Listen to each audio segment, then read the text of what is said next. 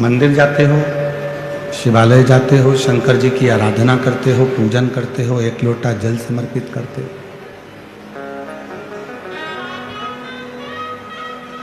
हो सकता है शिवालय जाने पर, शंकर जी के मंदिर जाने पर दुनिया आपको देखे।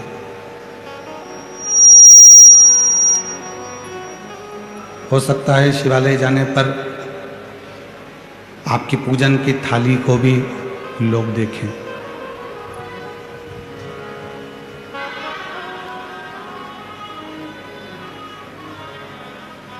हो सकता है पूजन करने जाने पर या शंकर के मंदिर जाने पर तुम्हारा जल चढ़ाने का जो लोटा है, पात्र है, उस पात्र को, उस जल चढ़ाने के लोटे को भी हो सकता है कोई देखे।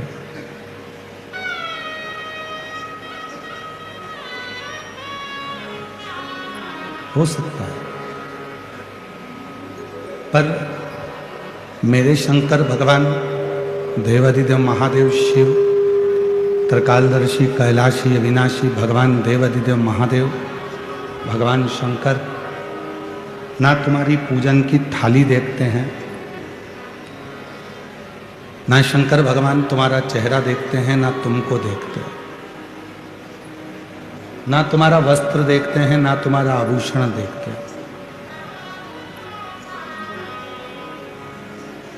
मेरे भोले बाबा तो केवल तू जो निर्मल मन लेकर, सच्चा हृदय लेकर शिव के पास पहुंची है, शंकर के पास पहुंचे हो, भगवान भोलेनाथ केवल तुम्हारा निर्मल मन देखते हैं, इसके सिवाय कुछ नहीं। शिव यदि देखेंगे तो केवल तुम्हारा निर्मल मन देखेंगे, इसके सिवाय कुछ नहीं। आपका भाव कितना शुद्ध है, आपका मन कितना शुद्ध है, आप कितनी हृदय से विश्वास के साथ शिव जी की साधना कर रहे हो, भगवान शंकर की आराधना कर रहे हो, ये शिव देखिए। भगवान ये देखने के लिए नहीं बैठा है कि तुमने वस्त्र कौन सा पहना।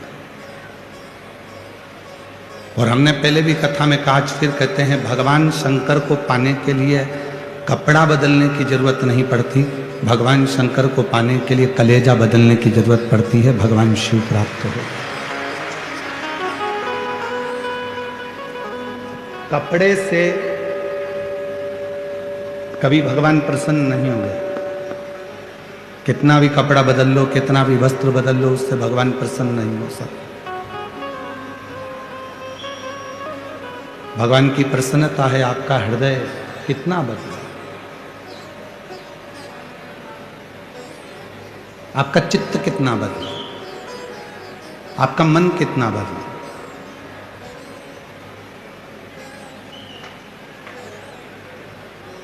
शीतल शीतल जल हम शिव जी को समर्पित करते हैं,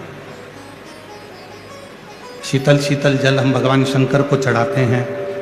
क्यों चढ़ाते हैं? वो शीतल जल हमें प्रेरणा देता है कि केवल मेरे शिवलिंग पर शीतल जल ना चढ़ाओ, अपने भीतर भी जो आत्मलिंग विराजमान है, उस आत्मलिंग को भी शीतल रखो। जितना आप आत्मलिंग को शीतल रखोगे, उतना उतना आप अपनी जिंदगी में शिव तत्व को प्राप्त कर सको।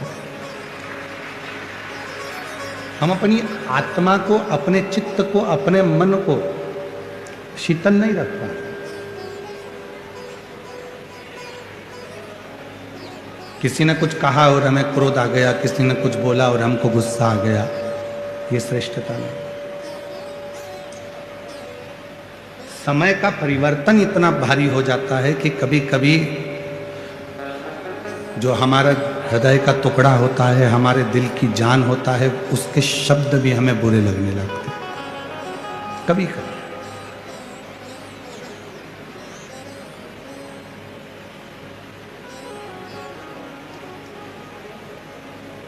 जिस बहू को आप देखकर, समझकर, बातचीत कर कर लेकर आए हो, कभी कभी वही बहू अगर कुछ शब्द कह देती है तो हमको बुरा लग जाता है। जिस बेटे को आपने पाल पोस कर बड़ा करा, वही बेटा यदि कोई शब्द कह देता है तो आपको बुरा लग जाता है। पति आपको कोई शब्द कह देता है तो बुरा लग जाता है, पत्नी कोई शब्द कह देती है तो बुरा लग जाता है। घर के बुजुर्ग यदि कोई शब्द कह देते हैं तो बुरा लग जाता है। क्यों लगने लगा? पहले तो किसी के शब्द आपको बुरे नहीं लगते थे।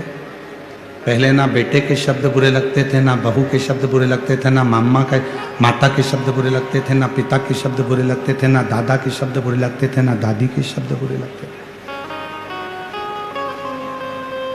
ना भाई के शब्द बुरे लगते थे, ना बहन के शब्द बुरे लगते थे। फिर ऐसी सोच हमारी कैसे बन गई? ऐसा हमारा विचार कैसे बन गया कि हमको कोई भी बोल देता है तो उसके शब्द बुरे लगने लगते, वो शब्द हमें श्रेष्ठ नहीं लगते। क्यों? क्योंकि हमने हमारे विवेक में, हमारी बुद्धि में, हमारे चित्त में अहमता को धारण कर लिया, अहंकार को धारण कर लिया। मैं जो बोलूंगी वो होगा, मैं जो कहूंगा वो होगा।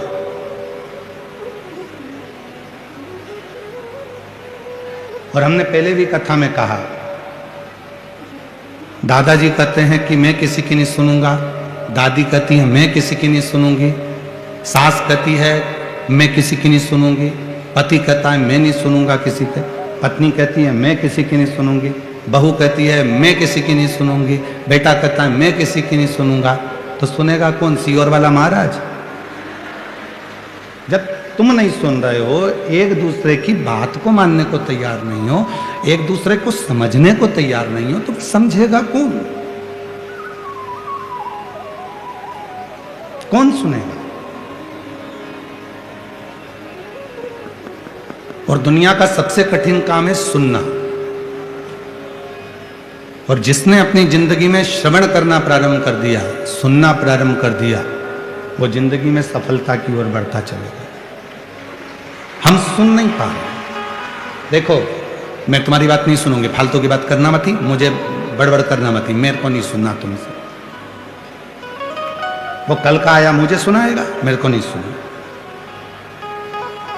हम इसी सोच में, इसी विचार में, इसी सोच में, हम इसी सोच में, इन्हीं विचारों में हम फंसे पड़े हैं और हम कुछ अच्छा कर नहीं पा रहे।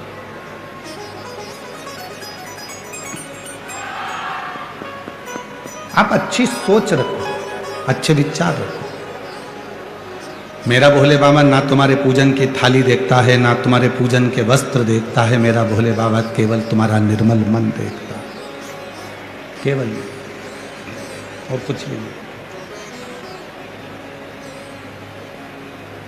और जो जैसी भावना लाया वो वैसा ही बनता,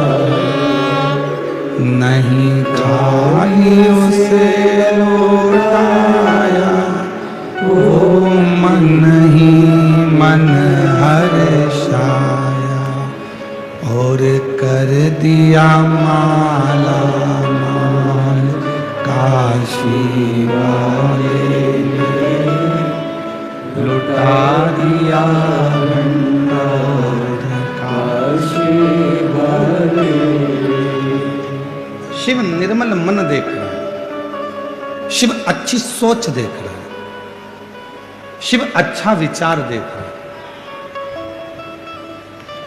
शिव अच्छी दृष्टि देख रहा है, और कुछ भी नहीं देख रहा है।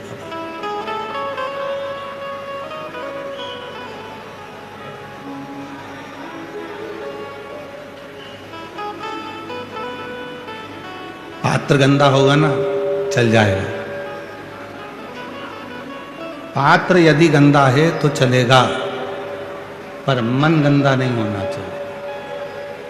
कपड़ा गंदा होगा चलेगा, पर मन गंदा नहीं होना चाहिए। थोड़ा शरीर गंदा होगा चलेगा, पर हृदय गंदा नहीं होना चाहिए।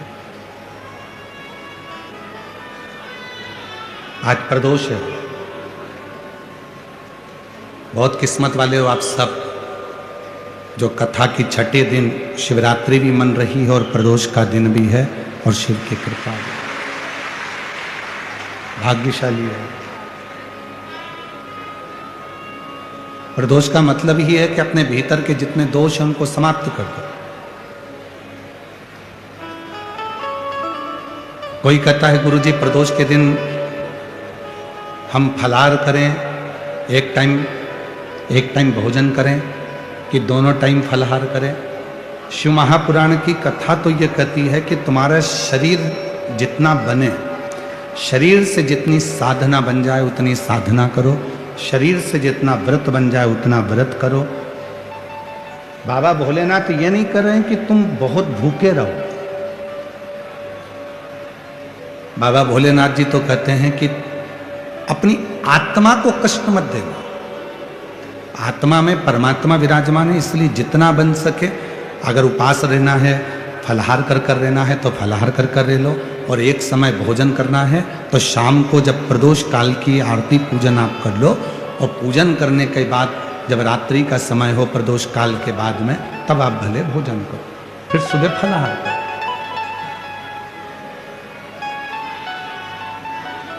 कुछ लोग ऐसे होते हैं कि प्रदोष के दिन फलाहार ग्रहण कर अगले दिन पालना करते हैं, अगले दिन ही अन्न ग्रहण करते हैं। तुम्हारे मन की जो संतुष्टि, तुम्हारे हृदय की जो संतुष्टि, तुम्हारी आत्मा की जो संतुष्टि हो, उस संतुष्टि से शिव प्रसन्न हो।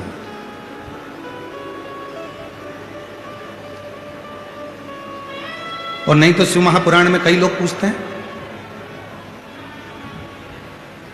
हम कई जगह पर कथा करने जाते हैं तो वहाँ पूछते हैं साहब जजमान को गुरुजी कथा सुनना है तो क्या व्रत करना पड़ेगा? हम कह देते हैं उसकी मर्जी, करे तो ठीक, ना करे तो ठीक। शिव जी को एक लोटा जल चढ़ाओ, कथा के पंडाल में आओ, कथा सुनो और अपने जीवन को सार्थक बनाओ।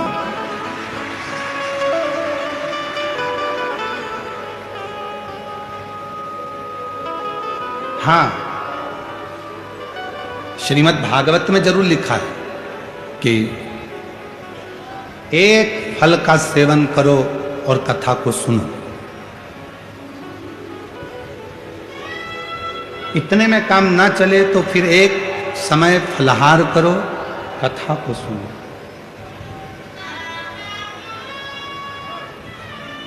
एक समय फलाहार करो और कथा को सुनो। पर कोई हमसे शिव महापुराण की बात करे तो हम कह देंगे एक समय फलाहार करो, ना बन सके तो एक समय भोजन करो, और इतने में भी काम ना चले तो दोनों समय भोजन करो, पर शिव महापुराण की कथा जरूर सुनो। और इतने में भी काम नहीं चले, दोनों समय भोजन में भी काम नहीं चले तो टिफिन लेके कथा में चलो, पर कथा सुनो, कथा नहीं छोड़ना।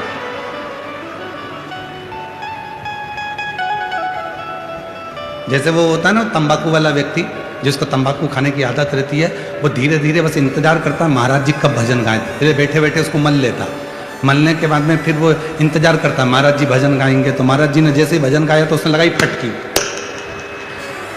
अब वो इंतजार कर रहा है, जैसे ही महाराज जी बोले हर हर, और जैसे बोला हार हार गया साइड में। अब वो इंतजार करता है बस भजन का, भजन आए और भजन का। तो शिव महापुराण की कथा कर रही है, मेरे भगवान देवाधिदेव महादेव का चरित्र कह रहा है। अब हम आपसे कह दें कि भूखे रहना, कथा सुनना, अब भूखे रहकर तुम कथा सुन लो, तुम्हारा बीपी शुगर ऊंचा नीचा हो गया, तुम हॉस्पिटल में पड़े, महाराज जी कथा के किसको सुनाए? इससे अच्छा है तुम्हारा जैसा मन करे, दिल करे, फुल आनंद के साथ, फुल एंजॉय के साथ भगवान की अविरल भक्ति धारण करो। मेरा शिव तुम्हारे ऊपर करुणा करना प्रारंभ कर देगा, कृपा करना प्रारंभ।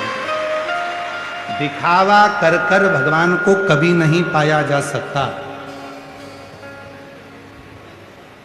शिव को दिखावे से कभी प्राप्त नहीं कर सकते।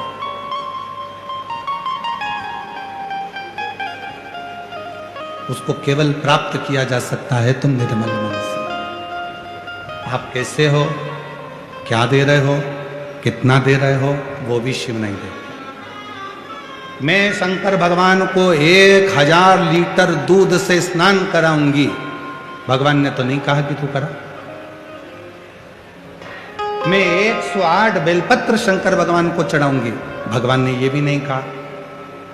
भगवान तो कहते हैं एक बेलपत्र मुझे चढ़ा, ये भी ना मिले तो मेरी चढ़ी हुई बेलपत्र उठा ले, धो ले, वापिस चढ़ा दे, भगवान कह रहे। पर शिव जी कह रहे हैं कि कोई कहे कि शिव ने इतना कहा, ना ना ना, वो उसको कुछ नहीं चाहिए, उसको तो केवल तुम्हारा हृदय मन चित्त। एक कथा आती है, एक बहुत घने जंगल में एक चिड़िया रहती थी, छोटी सी चिड़िया थी। उसी घने जंगल में जहां चिड़िया रहती थी, उसी घने जंगल में एक शंकर का शिवालय था। ओटला बना है, शिवलिंग रखा है।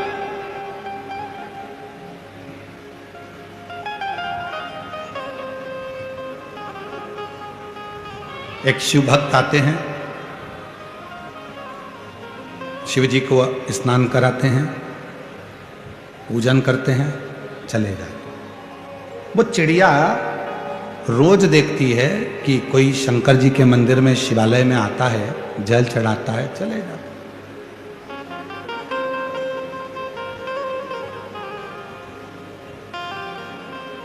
6 महीना 8 महीने तक चिड़िया ने देखा, और 8 महीने के बाद वो जो महाराज जी आते थे, जो शिवालय आते थे शिव भक्त, उन्होंने आना बंद कर दिया। अब वो नहीं आ रहा। चिड़िया ने विचार करा, शंकर जी के मंदिर में कोई भी नहीं आता, जल भी नहीं चढ़ता, क्यों ना मैं जल चढ़ाऊं। अब चिड़िया नदी में जाती, 2 बूंद पानी अपनी चोंच में भर लेती और शिव जी पे लाकर चढ़ा देती।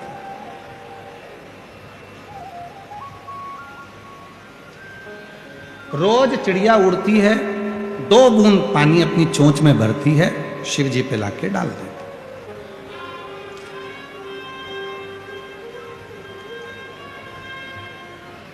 अब आप इस कथा पर थोड़ा ध्यान देना। जो लोग कहते 1000 लीटर दूध चढ़ाऊंगी, कोई कहता है 108 बेलपत्र चढ़ाऊंगा, कोई कहता है इतना जल चढ़ाऊंगा, कोई कहता है मैं 200-500 लोटा जल चढ़ाऊंगी। नहीं, शिव शिव शिव शिव। 2 बूंद चिड़िया जल लेकर आती थी और 2 बूंद जल शिव जी पे छोड़ देती थी, चोंच में भरकर लाती, छोड़ देती। समय बीत गया, खूब समय निकल गया। चिड़िया रोज का नियम करती। अब बहुत तेज गर्मी पड़ी, नदी सूख गई, तालाब सूख गए, बावड़ी सूख गई, कुएं सूख गए। जंगल में लकड़ी आपस में घिसती है तो आग लग जाती है और पूरा जंगल जलने लगता है। चिड़िया के मन में आया कि मैं शंकर जी को पानी कहां से लाकर चढ़ाऊं, मेरा तो नियम टूट रहा है, नदी सूख चुकी है, तालाब में पानी नहीं है, मैं पानी लाऊं तो लाऊं कहां से।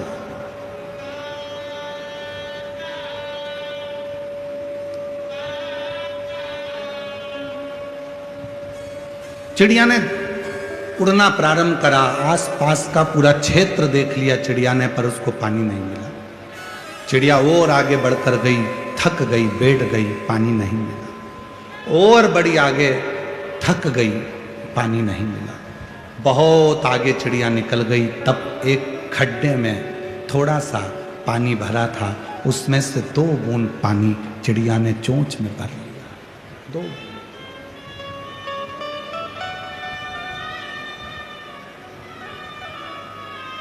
2 बूंद पानी चिड़िया ने अपनी चोंच में भरा, लेकर आ रही थी, खुश थी, आज शिव जी को जल चढ़ाऊंगी। और चोंच में पानी भरकर जैसी चिड़िया आ रही थी, आते आते आते आते एक जगह पर रुकी तो देखा जंगल में आग लगी हुई थी, सारे जानवर भाग रहे थे, सारे।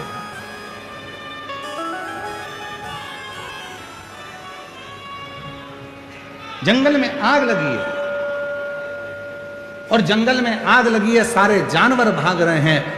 चिड़िया ने देखा इतनी तेज आग लगी है, पानी शिव जी को चढ़ाना है, बहुत समय के बाद मिला है, पर एक काम करती हूँ, आज मैं आग को बुझा देती हूँ। और चिड़िया ने अपनी चोंच में से 2 बूंद पानी आगी पर डाला। अब शेर, हाथी, मोर, सियार जंगल के चिड़िया पर हंसने लगे। तेरे 2 बूंद पानी से कोई आगी बुझेगी? हाथी भी हंस रहा है, शेर भी हंस रहा है, सियार भी हंस रहे हैं, मोर भी हंस रहा है, पक्षी भी हंस रहे हैं। तेरे 2 बूंद पानी से क्या यह आग बुझेगी? चिड़िया ने कहा भले आग नहीं बुझे, पर जब इतिहास लिखा जाएगा तो उसमें मेरा नाम लिखा जाएगा कि मैं आग बुझाने वालों में शामिल थी।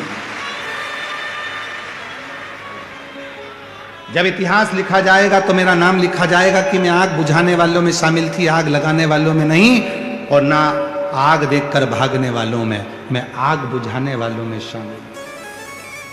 भले मेरे पास जो था मैंने वो दिया। जैसे ही 2 बूंद आगी में गिरा, आग तो नहीं बुझी, पर शंकर भगवान प्रसन्न हो गए, गंगा की धार छोड़ दी, पूरी आग ठंडी हो गई, पूरी आग ठंडी।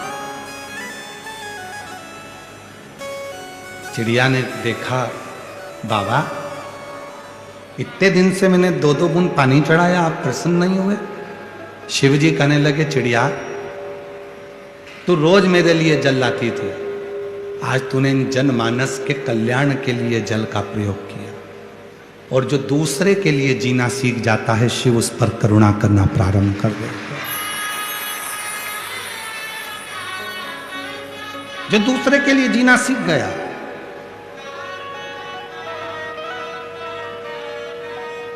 आज जिन श्री रसिकलाल जी, माणिकचंद जी धारीवाल जी का जन्म दिवस है,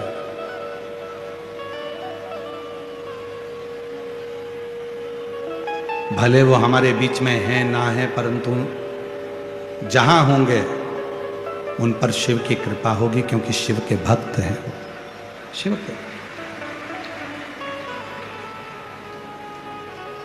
जो दूसरे के लिए जीना सीख गए। श्री रसिकलाल जी धारीवाल जी ने ये प्रेरणा दी है, कमाओ, खूब कमाओ। कल भी हमने कथा में कहा था तुम्हारे शरीर की जितनी कैपेसिटी है उससे 4 गुना ज्यादा कमाना। जितना मेहनत कर सकते हो उतनी मेहनत करना, जितना परिश्रम कर सकते हो उतना परिश्रम करना, जितना कमा सकते हो उससे ज्यादा कमा। पर याद रखना उसके साथ में थोड़ी थोड़ी कमाने के साथ में, धन कमाने के साथ में थोड़ी थोड़ी दुआ भी कमाते चले जाना, थोड़ा आशीर्वाद कमाते चले।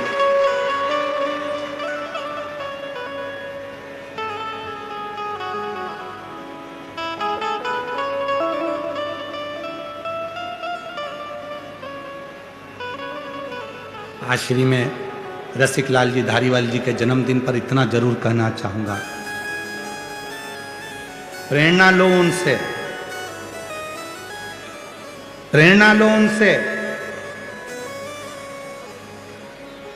जो मृत्यु की सैया पर पड़े हुए थे और शरीर में जब कष्ट हो गया था, बीमारी हो गई, तब बाबा भोलेनाथ जिनकी वो आराधना करते थे, भगवान शंकर की पूजन करते थे, मृत्यु की सैया पर शिव से बात कर रहे हैं और शंकर से पूछ रहे हैं कि मुझे और क्या करना है। तो देव अधिदेव महादेव कहते हैं मैं तुझे और श्वास देता हूँ। अब पृथ्वी पर तेरे को रखा इसलिए है कि तू अपने धन का सदुपयोग करना, किसी वृद्धाश्रम का, किसी धर्मशाला का, किसी हॉस्पिटल का निर्माण कर कर जनमानस का कल्याण कर।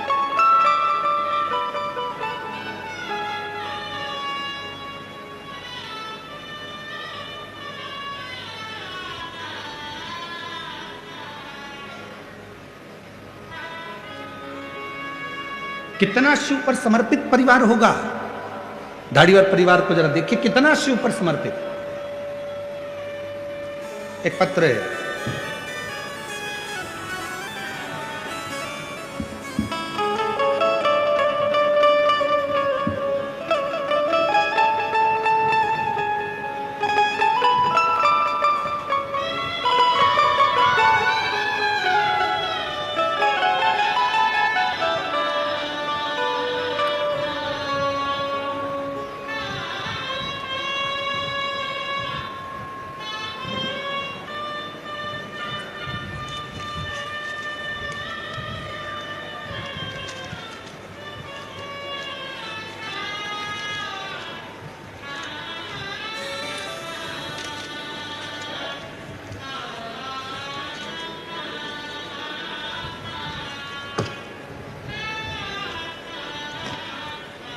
आज पत्र बहुत ज़्यादा हैं, पर एक पत्र हमें पड़ा भी।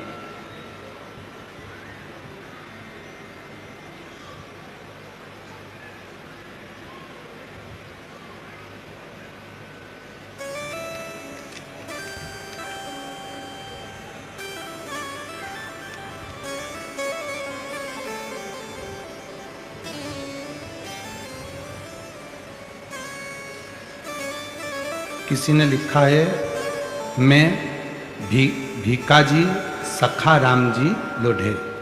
कहीं बैठे हों तो हाथ हिला सकते हैं। मैं भीकाजी सखा राम जी लोढ़े, रामलिंगम शिरूर से हूँ, मेरा मोबाइल नंबर है।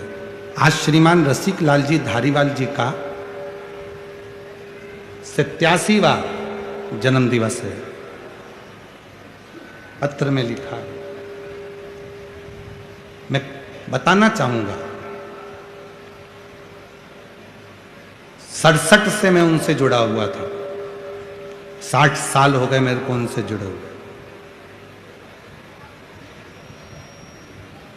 गुरुदेव श्रीमान रसिक लाल जी को 3 बेटियां थी, उज्ज्वला ताई, सुरेखा ताई, कल्पना ताई। बेटा उस समय नहीं था। तब रसिक लाल जी ने भगवान शंकर की ऐसी कोई साधना नहीं छोड़ी जो उन्होंने नहीं करी, और शिव ने आखिरी में उनको एक प्रकाश पुत्र जैसा बेटा दिया। शिव शंकर गुरुदेव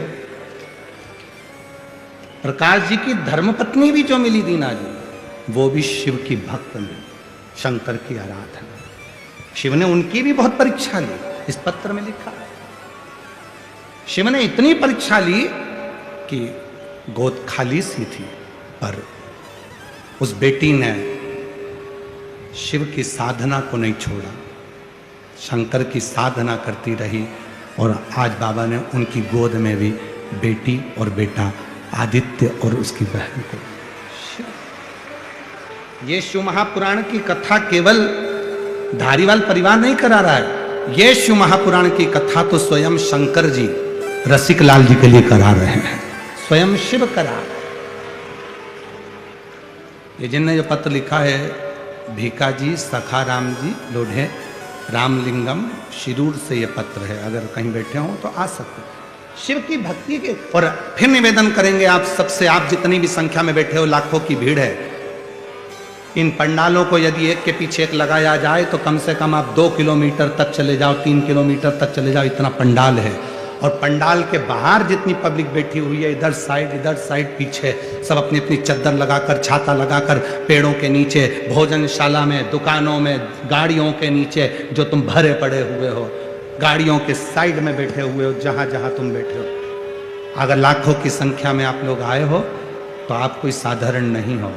कहीं शिव जी से तुम्हारा कोई पुराना संबंध होगा तो बाबा ने तुम्हें देने के लिए बुलाया, बाबा ने तुम्हें देने के लिए बुलाया। इस अविरल भक्ति को धारण तो करो। और जो जैसी भावना लाया वो वैसा नहीं, खाली उसे वो मन ही मन। और कर दिया माला माल काशी लुटा दिया भंडार काशी लुटा दिया भंडार काशी कर दिया माला काशी। ये शरीर कब श्रेष्ठ है? जब हम किसी दूसरे के कार्य में आ जाए।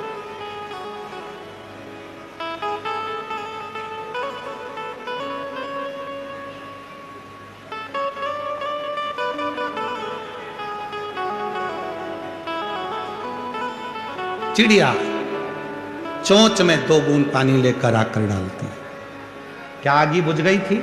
नहीं। जंगल में लगी हुई वो आग 2 बूंद पानी से नहीं बुझ सकती। जंगल में लगी हुई आग वो 2 बूंद पानी से, चिड़िया की चोंच में भरे हुए 2 बूंद पानी से नहीं बुझ सकती, नहीं बुझ।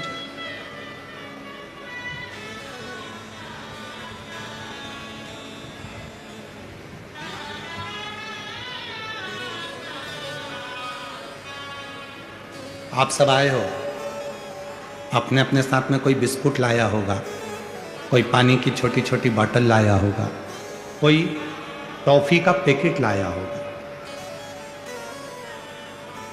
शिरूर में अभी तक जितनी कथा हुई हो, बड़े से बड़े अनुष्ठान हुए हों, उन सब की लिस्ट निकाल कर देखना कि जितनी भी कथा हुई उस कथा में क्या लोग सिर पे पानी ले लेकर आते हैं बांटने के लिए? क्या बिस्कुट के पैकेट लेकर आते हैं? क्या टॉफी लेकर आते हैं? केवल एक शिव महापुराण की कथा एक ऐसी होती है जिसमें नियम है, भूखे को भोजन और प्यासे को पानी, जय बाबा बर्फानी। ये नियम शिव महापुराण का। आप टॉफी का पैकेट लेकर आते हो, धीरे धीरे 15-20 जितनी टॉफी रहती है आप लोगों को खिलाकर उसका मुंह झूठा करा देता है। कोई पानी पिलाकर मुंह झूठा करा देता है, कोई बिस्कुट खिलाकर मुंह झूठा करा देता है, कोई रोटी और मिर्ची का ठेसा खिलाकर मुंह झूठा करा देता है। जो वो लेकर आया है वो उसको दे रहा है।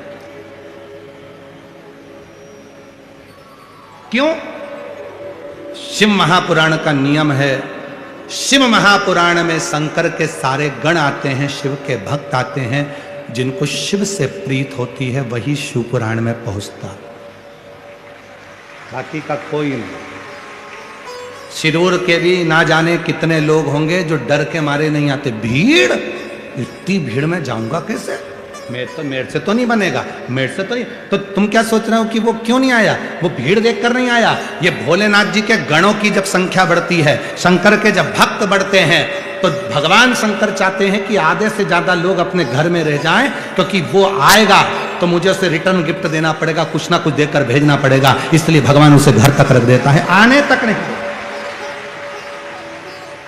और जिसने सोच लिया अरे हमको तो मालूम है वहां तो भीड़ होगी ही, 1.5-2 किलोमीटर तो पैदल चलना पड़ेगा, गाड़ी साइड में लगाना पड़ेगी, पैदल चलना पड़ेगा, बिस्कुट का पैकेट रख लो, टॉफी रख लो, पानी की बोतल सिर पे रख लो और बैग टांगो, बच्चों को बाजू में दबाओ और चल दो। विठ्ठल विठ्ठल विठ्ठला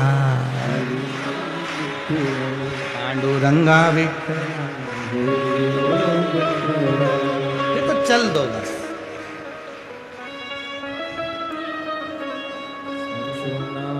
आप ही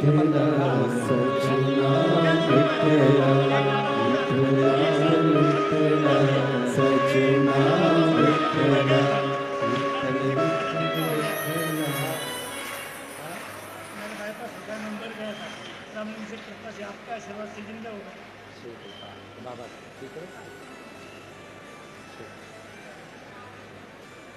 बहुत चले जा। बाजू में बच्चे हैं, सिर पर बैग है, पानी की बोतल है, टॉफी है, बिस्कुट है, चले जा।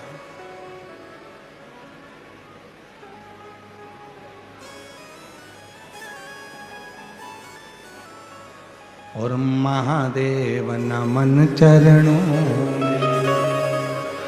जितने बैठे हो सारे पंडालों में और पंडाल के बाहर जितने बैठे हो सब बोलेंगे, आपकी आवाज यहां तक आना चाहिए। महादेव नमन चरण स्वीकार कीजिए, सबका किया है मेरा भी उद्धार कीजिए, उद्धार कीजिए। है त्रिपुंडधारी, है त्रिशूलधारी, है त्रिपुंडधारी, है त्रिशूल।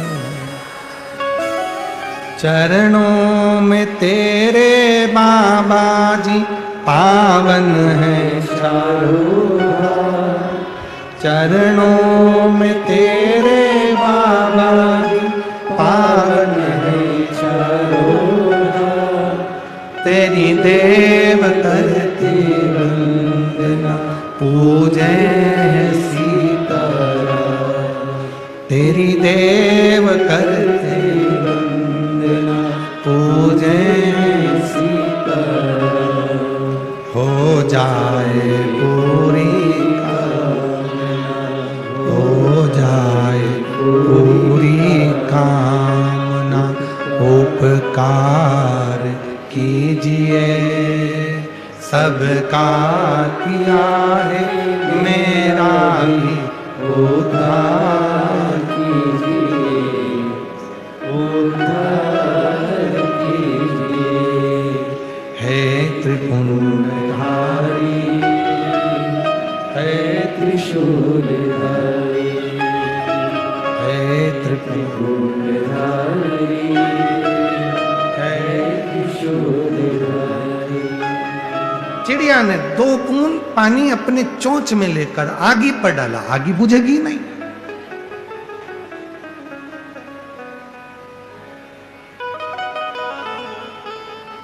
जंगल में आग लगी है, क्या 2 बूंद पानी से बुझ सकती है? नहीं, पर उसने अपना प्रयास किया। कई बेटा बेटी कहते हैं, कई घर की माताएं कहती हैं, कई भाई कहते हैं मेरे घर में बस मैं ही भगवान शंकर को मानती हूँ, मैं शिव जी को लोटा भर के जल चढ़ाती हूँ, क्या मेरी पूजन पूरे घर के लोगों को स्वीकार हो जाएगी? भले छोटी पूजन कर रहे हो, चाहे 1 लोटा जल चढ़ा रहे हो, चाहे 1 चावल का दाना चढ़ा रहे हो, पर तुम्हारा चढ़ाया गया जल तुम्हारा कल बदल कर ही रहेगा, ये निश्चित।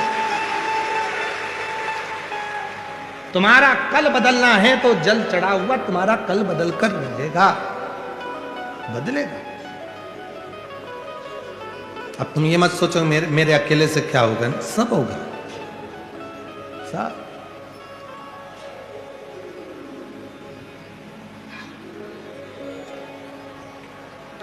क्या नहीं हो सकता? सब कुछ हो सकता। अकेले ध्रुव जी महाराज थे,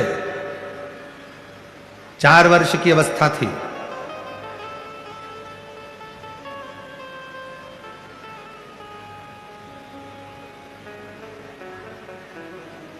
सौतेली मां ने गोदी से नीचे उतार दिया था, धक्का देकर निकाल दिया था।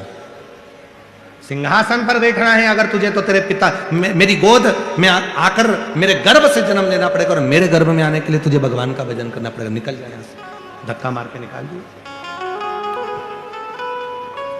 ध्रुव जी महाराज रोते रोते अपनी मां के पास पहुंचे। मां, मुझे छोटी मां ने सिंहासन से उतार दिया, गोदी में नहीं बैठने देती। इतनी सी बात, गोदी में बैठने के लिए रोता है, वो भी अपने पिता की। मां ने कहा यदि गोदी में बैठना है तो उस परम पिता परमात्मा की गोद में बैठ जा, जिससे कोई नीचे ही नहीं उतारता, वहां जा। ऐसा कौन है जिसको नहीं दिया? ये पत्र देखिए जरा। लोग कहते हैं गुरुजी इतनी भीड़ क्यों आती है? ये आपकी शिव पुराण की कथा में इसी रज में। पत्र देखिए जरा, एक इधर आके